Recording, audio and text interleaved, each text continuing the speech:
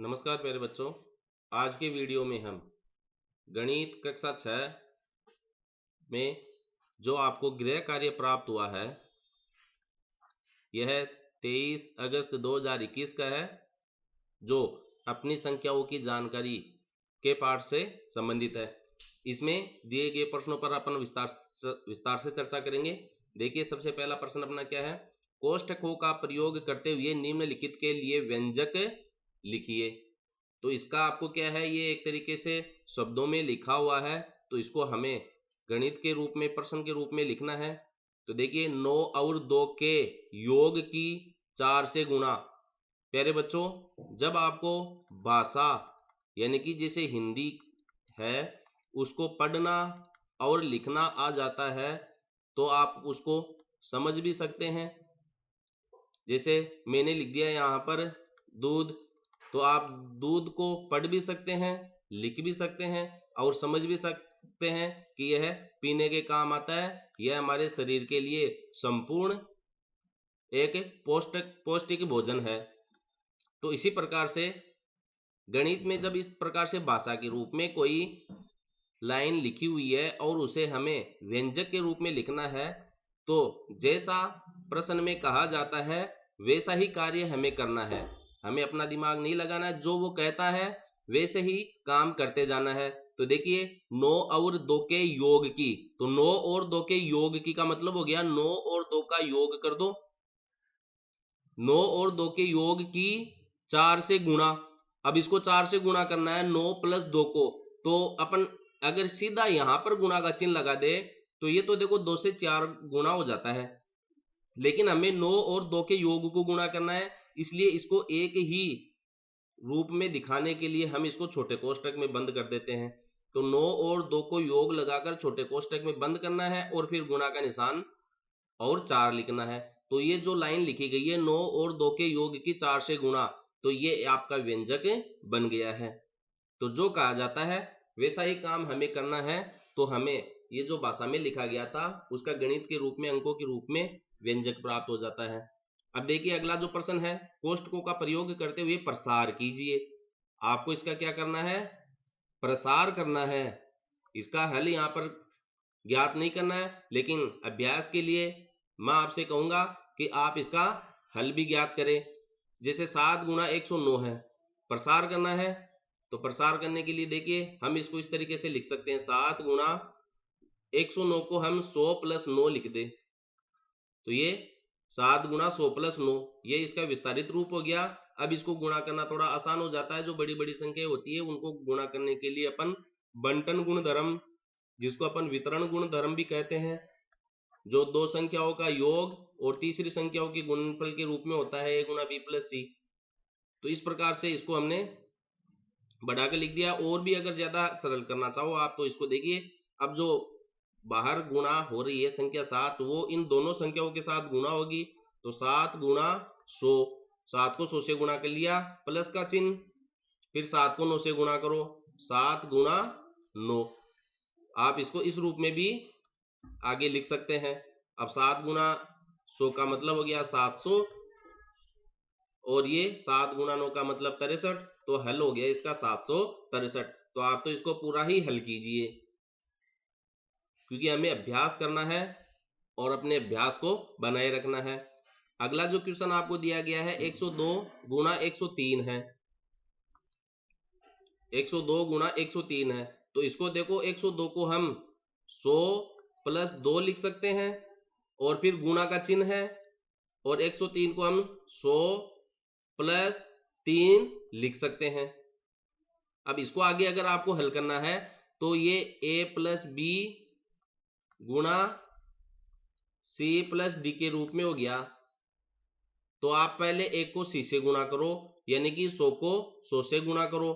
तो 100 गुणा 100, प्रत्येक पद से गुणा करना है। अब 100 को 3 से गुणा करना है, तो प्लस का निशान लगाना है, प्लस का निशान है अब आगे, तो प्लस का निशान लगाना है, क्योंकि और इसके पहले प्लस का निशान है, तो प्लस गुणा प्लस प्लस हो जाएगा। और यहाँ पर भी ये 100 सभी संख्या प्लस में है, तो प्लस गुणा प्लस रहेगा, इसलिए अपने को ज्यादा गौर करना नहीं है। तो 100 गुणा 3, ये हो गया आपका 100 गुणा 3। आगे देखिए, इस 100 को अगले कोष्टक के दोनों संख्याओं से हमने गुणा कर लिया है। अब हम क्या करेंगे, जो 2 है उसको हम 100 और 3 से गुणा करेंगे। इस 2 को पहले 100 से गुणा करो, प्लस का निशान है 2 गुणा 100। अब इस 2 को 3 से गुणा करो, प्लस का निशान 2 गुणा 3। अब ये देखो 10,000 हो जाता है। 100 गुणा 100 का मतलब 10,000, 100 गुणा 3 का मतलब 300, 2 गुणा 100 का मतलब 200 और 2 गुणा 3 का मतलब 6। तो 102 को 103 से गुणा करना देखो कितना आसान हो रहा है। केवल हमें तोड़ना है इसको 100 में प्लस माइनस करके। इस तरीके से अगर आपका 96 लिखा हुआ है तो आप इसको 100 माइनस 4 लिख सकते हैं हल करने के लिए। अब ये 10,000, 300, 200, 500, तो 10,500 तो आपका 1 हो गया और 10,506 हो गया। 10,506 इन सबको जोड़ेंगे तो प्रसार करने के लिए तो केवल आपको यहां तक लिखना है, लेकिन हमें अभ्यास करने के लिए मैं कहूंगा आपको कि आप इसका पूरा ही इस तरीके से हल करें। अगले प्रश्न में प्यारे बच्चों 1 से 10 तक की संख्याओं को रोमन पद्धति में लिखने के लिए कहा गया है। तो सबसे पहले हम 1 से 10 तक की जो आपकी गणित में आप इसको लिखते हैं 1 2 3 4 5 6 7 8 9 और 10। अब हमें क्या है 1 से 10 तक की संख्या को रोमन में लिखना है। रोमन एक देश का नाम है जहां ये जो गिनती चलती थी। इसी प्रकार हम देखो हिंदी में किस प्रकार से लिखते हैं। देवनागरी लिपि में हिंदी की जो गिनती होती है, एक को अपन 1 2 3 4 5 6 7 8 9 और 10 इस प्रकार से ये तो हिंदी में लिखी जाती है। तो रोमन में देखो क्या लिखा जाता है। रोमन के लिए हम 1 के लिए 1 आई काम में लेते हैं, 2 के लिए 2 आई काम में लेते हैं, 3 के लिए 3 आई काम में लेते हैं और उसके बाद में जो 5 होता है उसको रोमन में अपन वी लिखते हैं। तो वी को 5 को अपन वी लिखते हैं। और यदि इस 5 से पहले अपन 1 आई लगा दे, 5 से पहले अगर अपन 1 आई लगा दे तो वह 1 कम हो जाता है। इसका मतलब है कि 5 में से 1 कम करना है, तो वो हो गया 4। तो 4 के आगे अपन 1 आई लगाकर पीछे इधर बाईं तरफ लिखेंगे, तो ये 4 हो गया, ये 5 हो गया। अब अगर जो v है उसके आगे अपन 1 आई ज्यादा लगाते हैं राइट हैंड साइड में, तो इसका मतलब है कि ये 5 में 1 जुड़ रहा है, तो ये 6 हो गया। तो अब 6 के लिए अपन 1 आई लगा देंगे। और 7 के लिए क्या है, अगर v के आगे 2 आई लगा देते हैं तो इसका मतलब 5 में 2 जुड़ रहा है, 5 में 2 जुड़ रहा है तो 7 हो गया। तो इसके लिए अपन इसके 2 आई आगे लगा देते हैं। इसी प्रकार से 8 के लिए अपन 3 आई आगे लगा देंगे, यानी कि 5 में 3 जुड़ रहा है तो 5 और 3 8 हो गया। अब रोमन में जो 10 होता है उसको अपन x से लिखते हैं। अब हमें 9 लिखना है तो 10 में से a कम करेंगे, और जब हमें कम करना है तो हम बाईं तरफ उस रोमन संख्या को लिखते हैं जितना कम करना है। तो 1 कम करना है तो इस अक्ष से बाईं तरफ अपन 1 लिख देंगे, तो इसका मतलब हो गया 10 में से 1 कम यानी कि 9। तो 9 को अपन लिखते हैं आई एक्स और 10 का मतलब हो गया आपका x।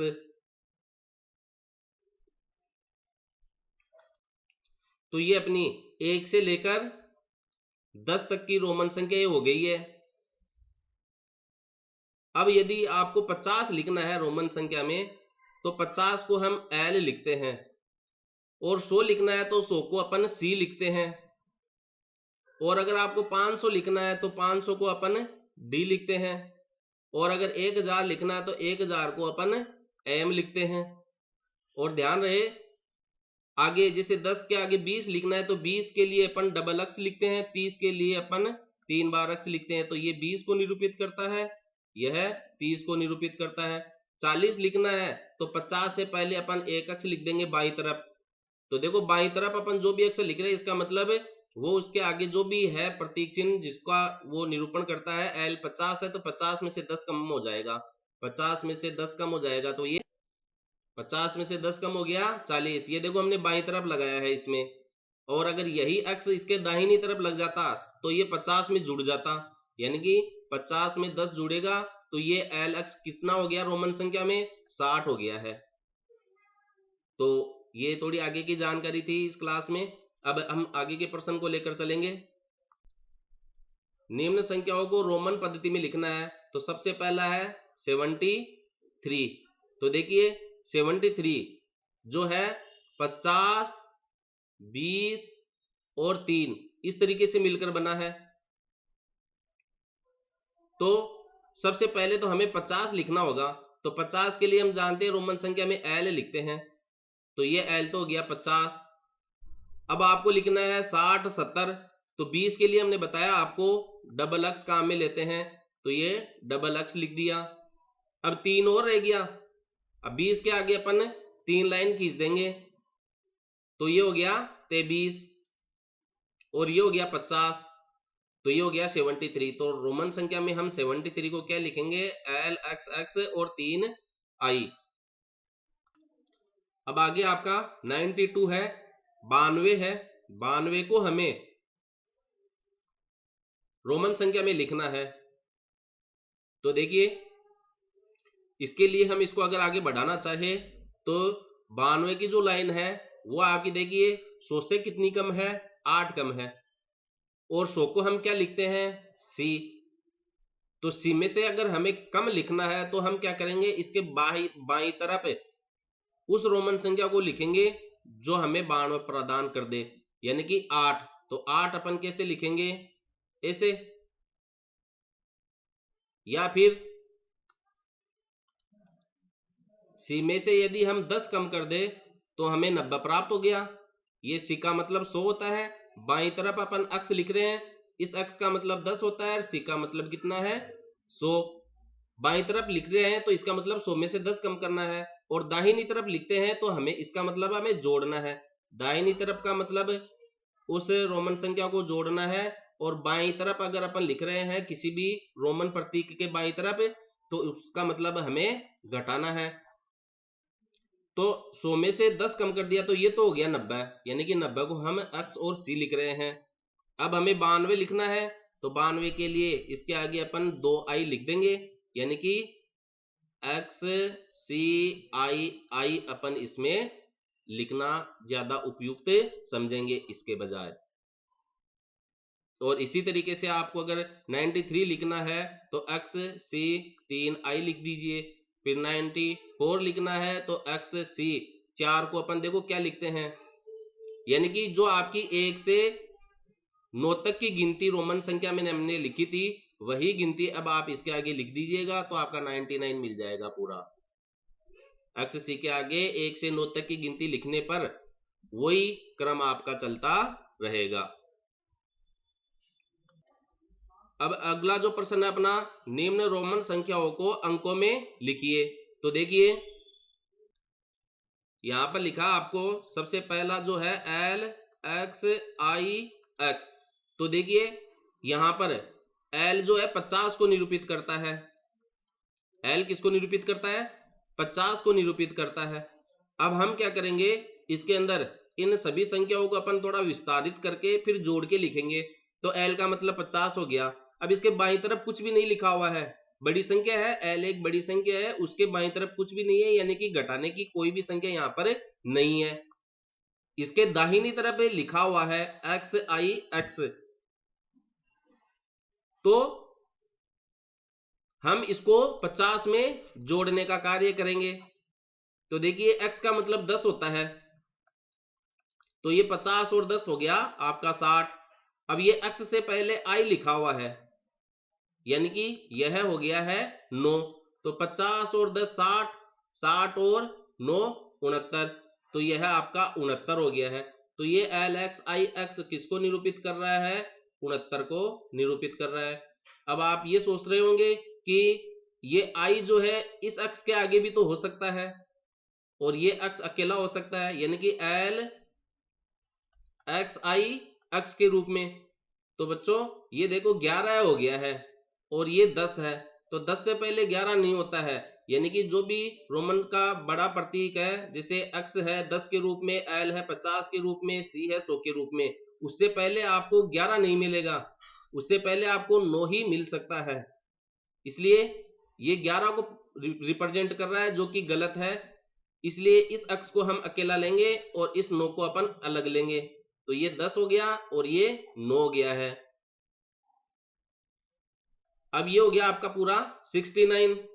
अब इस पर अपन बात करें एक्स सी, तो सबसे पहले तो देखो ये सी का मतलब होता है अपना 100। अब ये बाईं तरफ एक्स लगा हुआ है, बाईं तरफ एक्स लगा हुआ है, इसका मतलब 100 में से अपन 10 कम कर देंगे, एक्स का मतलब कितना है 10, तो एक्स और सी तो हो गया 90। अब आगे देखो क्या है, और ये v 3 बार आई, तो ये किसको निरूपित करता है 8 को निरूपित करता है, यानी कि सी के आगे 8 है, तो ये 8 हो गया, v 3 आई 8 हो गया, तो 90 प्लस 8 का मतलब 98, तो इसका अंक क्या हो गया है एक्स सी वी आई आई आई का मतलब 98 हो गया है, तो ये 98 को रिप्रेजेंट कर रहा है, निरूपित कर रहा है। तो आप कम से कम 1 से 100 तक की रोमन संख्याओं को लिखने का अभ्यास कीजिएगा, और साथ में यह भी याद रखें कि जब आप इगेतर वाली लाइन में चलते हैं और 79 तक लिखते हैं, तो 1 से 9 तक की संख्या वही रहती है जो आप 1 से 9 तक लिखते हैं, हमेशा यही फिक्स रहेगी। यानी कि 1 से 9 वाली जो लाइन है आपकी, जैसे 61 वाली हो, 81 की हो या 51 की हो, उसमें 1 से 9 तक की संख्या प्रत्येक लाइन में यही फिक्स रहेगी। और साथ में ये याद रखें 10 को अपन x लिखते हैं, 50 को अपन l लिखते हैं, 100 को हम c लिखते हैं, d को हम 500 लिखते हैं और m को हम 1000 लिखते हैं। तो इनको भी आप मोटे मोटे रूप पर याद रखेंगे और अपनी कॉपी में लिखेंगे, बार बार लिखने का अभ्यास करेंगे, और एक बार अपने दोस्तों के साथ जरूर इसकी चर्चा करेंगे कि इसका मतलब क्या होता है, डी का मतलब क्या होता है, रोमन संख्या में 209 लिखकर बताओ। इस प्रकार दोस्तों में खेल खेल के रूप में भी आप इसको करने का अभ्यास करेंगे। अगले वीडियो में हम आपका अगला गृह कार्य और व्हाट्सएप क्विज लेकर आएंगे, तब तक आप पढ़ते रहिएगा। धन्यवाद।